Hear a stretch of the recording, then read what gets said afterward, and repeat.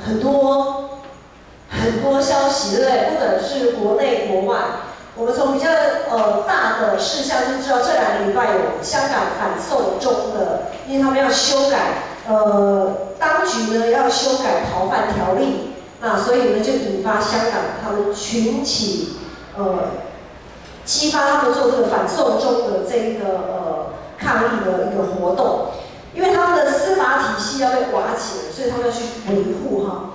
那对台湾来讲呢？台湾来讲，其实台湾一直在内政外交上面，一直都有很多的冲突，那也有很多需要调整的地方。那特别在最近，我们知道高雄有登革热的问题，还有什么秋行军虫，我还第一次听到，有秋行军虫的肆虐，对于农产品有很大的一个影响。好，那范围一直缩小到我们个人，因着这样子整个大环境的变动，所以我们个人在面对工作、家庭，各方面其实有很多在身心灵方面都有面对很多不同的压力，甚至于那些困境是很无解又很无奈的。诗篇20篇他在描写的一个背景，那个陈汉可以放在那个经文那边。诗篇20篇所讲的这个背景呢，它可能有3个面向，它是群体性的。它这个背景可能是那个时候以色列百姓还在埃及为奴的时候，他们为奴嘛，就是做奴隶做得很累很凄惨，所以他们呼求，然后就后来摩西带他们出埃及，就可能它的背景呢是在讲以色列人他们在埃及成为奴隶的那个时候。也有可能是他们国家灭亡，然后被掳到巴比伦的那个时候。那也有可能是当时的以色列王国在列强环伺当中，他们怎么样去求生存的那个时候。不管是什么时候，就是他们群体性，是以色列这个民族面对群体性的困境的时候，这首诗篇就成为他们的敬拜，成为他们的回应。他们相信，他们在那个时候，他们的信仰有觉醒。他们相信，在上位者，不管是他们的族长、民族的族长，还是国家的元首，就任何在上位者，只要是在上位者的，他的信仰有动摇的时候，就会影响下面其他群体、团体性的信仰，他们的生活也会跟着摇摆。个人跟团体的患难总是交织在一起，就像我们现在世界地球村了，不可能说香港的事情跟我无关，大有关系啊！你不要说南部登革热跟台北无关，也很有关系，对不对？已经没有什么事情是可以个人自扫门前雪的那个时候了。个人跟群体性的苦难是完全脱离不了关系。所以诗篇20篇就是一群公民，当时的以色列百姓在信仰觉醒时，他们面对内忧外患所做的回应。这首诗篇我们来看，其实这首诗篇本身就像是一场礼拜，它有分成3个部分。第一个部分是第1节到第5节，就是他们对群体、对上帝的敬拜跟仰望。第1节到第5节，特别我们来看，第1、2节。第2节说：愿耶和华在你遭难的日子应允你，愿名为雅各上帝的高举你，愿他从圣所救助你，从西安坚固你。有没有看到一些关键字？就是上帝，他们相信，他们仰望这个上帝是在你遭难的时候会怎么样？会救助你的，会坚固你的。这是他们的仰望，这是他们的期盼，他们的敬拜。然后接着在第3、第4节。当我们在敬拜神的时候，我们要预备祭物，好，特别是君王，他们全群体在献祭的时候，君王是他们的代表。好，所以呢，接着他们第3、第4节说，愿纪念你的一切贡献，悦纳你的燔祭。他们希望君王所献上的这一些燔祭，这些祭物是能蒙主喜悦的。将你心所愿的，并且呢，这位上帝可以将你心所愿的赐给你，成就你一切的筹算，就是把一切都献给主，不管是看得到的祭物，还是他心里面的那个盘算，全部都献上给神。再来第5节，第5节是带出最有力、最最有信靠的那样子一个祷告跟献祭，就是我们要因你的救恩夸胜。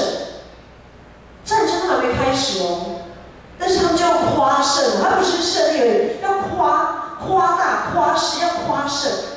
我们要因你的救恩夸胜，要奉我们上帝的名树立旌旗。这个旌旗啊，在我们看一些古代的战争片，古代战场都有，在打仗的时候都会有一个人是专门掌旗的，对不对？掌旗上面都有一些元帅的，比如说杨家将他们的旗子上面是写什么？羊嘛。好，杨家军啊，他们元帅旗是写的羊。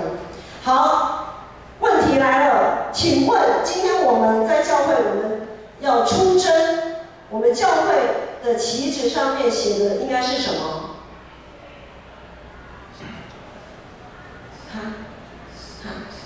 答错，要回去读纪要，要回去重修纪要真理班。教会的旗帜上面的那个元帅，应该是写的是谁？刚公要重修干将。教会的头是谁？上帝，基督，对不对？基督是我们的元帅啊，所以那个旗帜上就是写基督啊。如果真的我们要打一个掌旗的人，那个元帅的旗是基督啊，就是对于永新来讲都是基督，但是对于旧约来讲呢，他们就是上帝嘛，所以他们是奉上帝的名树立旌旗啊。所以这个旌旗就代表什么？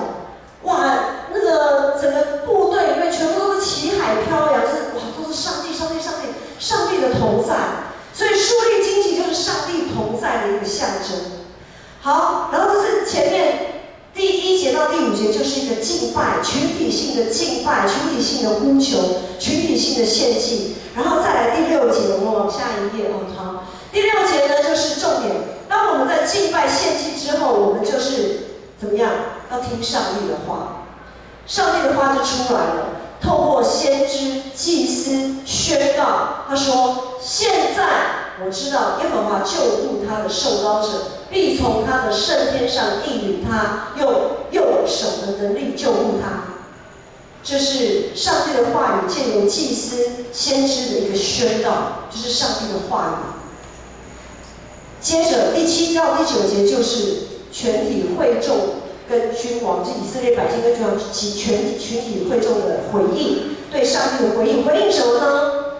有人靠车，有人靠马，但我们要提到耶和华我们上帝的名。他们都屈身扑倒，他们是谁？就是敌人啊！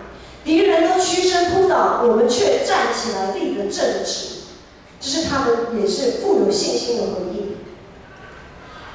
神学家马丁路德他说：“我们要放下自以为能的武器，单单信靠上帝，单单信靠上帝。”就是很多时候我们因为学了很多，有很多的恩赐才干，我们常常有的时候我们都是用我们会的那些，我们依靠的是依靠我们自己，我们很少会去依靠上帝。但是在这里呢，我们就是有人靠车，有人靠马，但我们要提耶和华我们上帝的名，我们依靠的是万军的耶和华，我们所要依赖的是一个仰赖上帝的心。好，在这整个礼拜的过程，就是刚才第1节到第5节的第一个部分，整个会众的敬拜、祷告，然后第6节上帝的话语，到第7到第9节的一个回应。在整个礼拜的过程当中，仰赖上帝最具体的表现就是献祭这件事情。因为献祭可以从预备祭物的过程，会看见一个人依赖上帝的态度如何。态度，常讲态度决定高度，对不对？态度如何？据牧师的观察，在民间宗教，他们要拜拜的时候，预备拜拜，他们都会不管像今天天气不好啊，或者是像前几天太阳热得要死，他们都会一样去挤，他们愿意去挤那个传统市场。有去过传统市场的人就知道，那里面真的是不是一个很好的环境啊。好，脏臭，各种血水，然后如果碰到下雨，整个整个脚就是泥泞一样的泥巴，其实蛮不舒服的。但是呢，他们为了他们拜拜献祭，所以呢，他们就会去传统市场去挑最好的鸡、最漂亮的猪肉，怎么样都要挑上好的、最好的鸡鸭鱼肉，水果都要挑最好的。有些人是这么的用心去准备，但是呢，也有看到很多人在预备拜拜的时候是随便就是简单就好啦，超市买一买。然后不是说超市不好，就是说那个买的它就是都挑我自己喜欢的几样随便抓一抓这样就好了，这样。反观我们基督徒，有的时候也是会这样的。基督徒其实跟在拜拜日有的时候我们在献祭的时候差不了多少。有的基督徒呢，我们在今天，比如说我们今天要做礼拜。有些基督徒会在前一天就会预备好我们今天要穿的衣服，会先想好我们要穿什么衣服，该烫的就要先烫好，要奉献的我就准备好，然后呢要带，有的人还会挑选圣经他可能家里不止一本圣经，挑选一下，总而言之就在前一天都预备妥当了，然后再去睡觉。那有一些基督徒呢是什么都没有预备，然后是等到隔天早上闹钟响了以后还无限次的按那个就是延迟，就是可能再延迟个几分钟再响延迟个几分钟再响一些延迟到已经不行了，好跳起来，然后赶快匆匆忙忙的就出门了，这样交差了事。我们在献祭之前，我们在敬拜上帝之前，我们是恭敬的预备，还是可有可无？或者讲得更难听一点，就是我们只是把剩下的、残余的，就好像我们吃那个厨余我们是不是把那些厨余献给上帝？第三节，今天经文的第三节说到，往前一页，第三节说，纪念你，愿上帝纪念你的一切贡献，悦纳你的燔祭。我们所献上的是要上帝可以纪念悦纳的，我们要献上什么？上帝所喜悦的献祭是发自内心，把自己剖开，毫无保留的献祭。燔祭就是毫无保留，全部烧光，全部烧给上帝，什么都不留的。当我们还想要有所保留的时候，代表我们对上帝的信心也是有所保留，不那么有把握我留一些啦，免得到时候如果怎样的时候我们不够，或者是如果怎样的时候我没有东西拿不出来，会担心害怕，就有所保留。在过去，在诗篇20篇讲的这个背景，这群信仰觉醒的百姓，他们集体，他们为君王祈求，他们知道胜败的关键是在乎耶和华，不在乎他们的兵多将广，不在乎他们有多少军、多少车、多少马。在过去，当耶稣那个时代，当耶稣面对一群被罗马政府统治、被殖民的，只是一直想找回国家认同的那些以色列百姓，他们一直想要复兴，想要再一次的独立。但是耶稣在那个时候试图转移他们目光的焦点，耶稣毫无保留的献上自己，被钉在十字架上，为的就是要让他们的信仰也能够觉醒。他们所要求的国不是地上的国，所要求的复兴也不是地上的复兴。今天，当我们在面对人生的战场，不论你的战场是个人的、是家庭的、是国家的，还是全世界的，当我们在面对人生的战场的时候，我们所求的到底是什么？是个人的胜利吗？还是上帝国群体性的胜利？当我们在面对生活中的战场，我们的身份是什么？我们有没有意识到我们的身份是什么？如果以国家来讲，我们的身份是既得利益者，还是敦促、监督整体进步的那个斗士，还是闷不吭声、任劳任怨的那个角色？那以在我们工作职场来讲，我们的身份是主管，是高阶主管吗？是老板吗？还是夹在中间里外不是人的中间主管，又或者是受雇于某家公司的员工，更或者是我们只是聘雇工。那在家庭里面，我们又是什么角色？在家庭里面，我们是司令官的角色呢，还是传令兵，还是常常要清除地雷的工兵，又或者只是残兵败将？在信仰上，我们的身份是属于在天上的还是地上的？是属于圣灵的还是属于肉体的？其实有很多的身份都在我们这个人里面交织，不断的交织。生活中的战场随时都在，我们每一天从睡眠当中醒过来，眼睛一睁开就是面对战场。可是有的时候，我们第一个要面对战场，要出征前，我们第一个要问的，我们第一个要问的是：我们跟上帝靠得有多近？我们跟上帝的关系有多好？现在即便当兵，可能也没有上战场的机会了。我们可能看一些武打片啊，比较会知道说，当我们在战场上的时候，跟你可以背靠背一起作战的人是谁？是你最信任的人，对不对？你只会跟你最信任的人背靠背，而且你不会一直回头去，还要去照顾他的需要，你就会很专注的面对你前面的敌人，因为你知道你后面有一个值得你信赖的人，他会保护你的背后，你不用再去一直回头去担心、去分析你背后的那些敌人。好，今天我们有没有去试着去想过，我们可以跟我们的上帝背靠着背一起作战？我们跟上帝有这样子的关系吗？其实很多时候不是上帝不保护我们，而是当我们跟上帝背靠背的时候，可能我们一时之间，一开始我们知道啊，上帝我们要依靠你，我们要靠着你的背跟上帝背靠背。可是呢，在做的过程当中，我们就自己怎么样？又靠着自己的能力就哇冲右边，又冲左边，又冲到处乱冲，已经把上帝不知道甩到哪里去了，然后才说上帝你怎么在我们后面啊？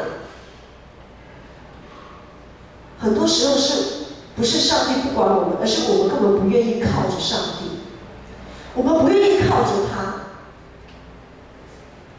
出征前要做的准备，在今天的诗篇20篇写得非常的详细。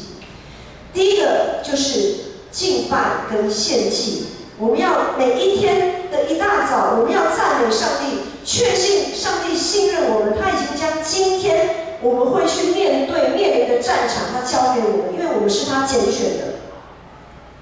我们是不是有将自己当作羔羊献给他？是不是为了上帝而战？我们是不是为上帝而战？如果今天我们没有带着上帝去出征，我们所做的一切的成就努力都是世界的，搞了半天，忙了半天，我们在为撒旦工作，多划不来啊！我们有没有带着上帝一起出征？然后呢，当我们敬拜、祷告的时候，接着我们要听上帝的话语。我们要听上帝的话，就像今天的第6节。第6节说，现在让上帝如果告诉我们说，我知道耶和华救护他的受膏者，用右手的能力救护他，我们就会有力量。上帝的话语会成为我们今天一整天面对战场的时候，它会成为我们的力量，成为我们的安慰，成为我们的扶持。接着读完圣经之后，我们就要祷告。我们是不是有为我们的国家元首祷告？我不管你是什么党派的，国家的元首就是上帝，他允许他这个时候成为我们的元首的话，我们举例来说，现在就是蔡英文，不管你喜不喜欢他，就好像扫罗，我们也知道扫罗到后来是怎么对大卫的，他是怎么样晚节不保的，但是他就是上帝所拣选的君王。大卫，即便扫罗这么的逼迫大卫，大卫还是尊敬这位扫罗。他不是尊敬扫罗本身，他是尊敬拣选扫罗的那个上帝。我们是不是有为我们的国家的元首祷告，为我们工作的的老板祷告，即便你的老板实在是你觉得他实在不怎么样，但是他就是你的老板，你就为他祷告。你是不是有为你的家庭祷告，为牧师祷告，为你自己能够信靠上帝，树立旌旗呀？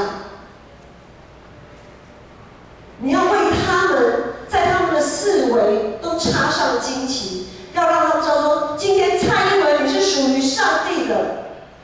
我们怎么知道上帝是不是会用万有去告诉蔡英文什么事情，然后让蔡英文可以做一个决策是跟上帝靠近的决策？上帝不是只有基督徒的上帝，他是统管万有的上帝，他是信主的人的上帝，他也是未信者的人的上帝。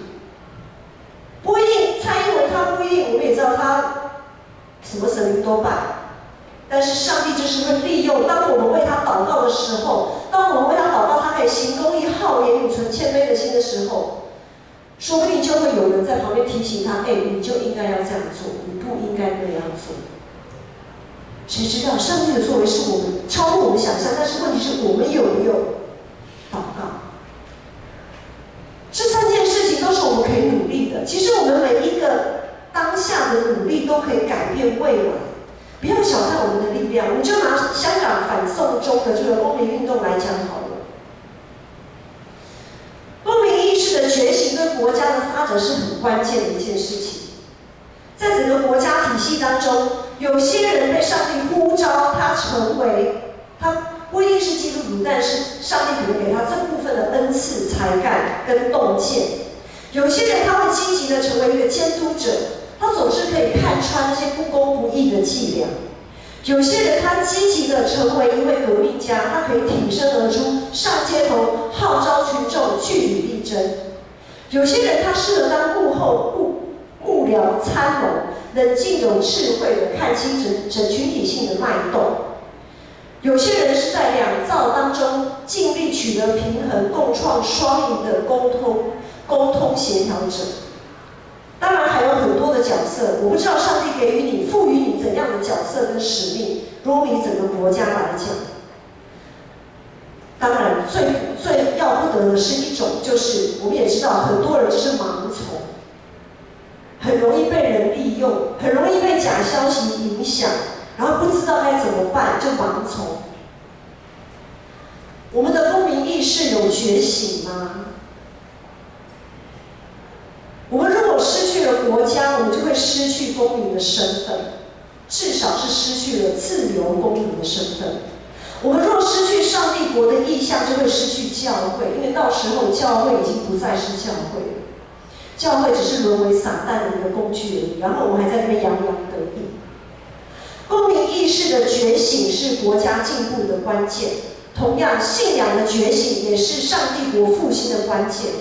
当我们先求神的国跟神的义，我们所需要的上帝都交给我们。面对战场，我们不能做逃兵，也不能漠不关心。我们是上帝的受膏者，他不但拣选我们去面对战场，并且应允我们，他一定会救护我们，扶持我们，脱离我们的仇敌。我们不应该再是看着被钉十字架，然后落荒而逃的那些门徒。我们应该是跟复活的基督相遇，勇敢的为主做见证的门徒。个人的得胜可以成为团体得胜的契机，团体的胜利可以帮助一些软弱的肢体再一次爬起来的那样子的力量。不论环境怎么样的变化，或者是这个环境怎么样都变不好，我们所追求的信仰的实践的这个胜利，我们是属圣灵的，这个胜利是永恒不变的胜利。这会成为其他肢体的帮助，成为他们的扶持，鼓励他们的力量。就好像我们之前读《使徒行传》，我们知道彼得跟保罗他们的为主拼命的那样子的精神，一直流传下来。经历过20个世纪、21个世纪，他们的精神一直流传下来。那我们的信仰精神呢？虽然可能在我们这一辈看不到，但是我们的精神是可以流传下去的，圣徒相通。我们在用使徒信经，在告白我们的信仰的圣徒相通就是这样来的。历届的众圣徒就是靠着圣灵一代那样子的信仰精神，一代的传下来的。我们的仇敌，我不知道我们现在在座的弟兄姐妹，或许你正面对了极大的仇敌在攻击你。或许这场战事，这个战争，你已经打了很久，打得很辛苦。不管是属于你个人的，属于家庭的，属于工作的，甚至于你看到国家的现况、世界的现况，你很痛心。你已经为他祷告了很久，但是就是没有办法改变什么。或许你已经快要放弃了，但是今天的经文告诉你，今天上帝告诉你，唯一能让我们再一次得胜、抬起头来的，就是我们的上帝。有人靠车，有人靠马，但我们要提我们上帝耶和华的名。出征前、上战场前一切的需要，上帝早就为你我预备好了。敬拜，听上帝的话，祷告。不管是个人的灵修生活，还是每一个礼拜我们来聚会参与全体性的礼拜，我们或许可以有各种的理由、借口说啊，我的力量太小，我没办法为国家做这个，我没有办法为家庭做那个，我的影响真的是太微小了。我们或许有各种的理由、借口可以说我做不到，我做不到。但是我们永远没有理由说我们没有办法亲近上帝、仰赖上帝。我们永远没有理由说我们没有办法参加聚会，没有办法灵修生活，没有理由。我们只有这件事情是找不出任何理由的，也不应该找理由的。公民意识需要觉醒，信仰意识更要觉醒。我们要奉我们上帝的名树立旌旗。当其他的人都扑倒、跌倒的时候，唯有倚靠上帝之名的人，可以继续坚立站稳在自己的岗位上。我们有多久没有为我们的国家祷告？我们有多久没有为我们世界在世界各地受苦的肢体、上帝所创造的人祷告？有多少人在干旱、饥饿？在流亡、流离失所，群体性的失败会成为我们个人性的失败。我们唯有求群体性的胜利，上帝国的胜利，我们才能夸胜说：主啊，今天感谢你让我战胜了这一场这么美好属灵的征战。我们用这首诗歌，我们一起起立，我们来回应。我们不要再为我们的国家漠不关心，我们也不要一直被假消息、被人来摆布。很多时候，我们可能会看某些人像偶像，看得比上帝还要高。我们要转离这一些世上的眼目，我们不要再汲汲营营在自己的成就。很多时候，我们要看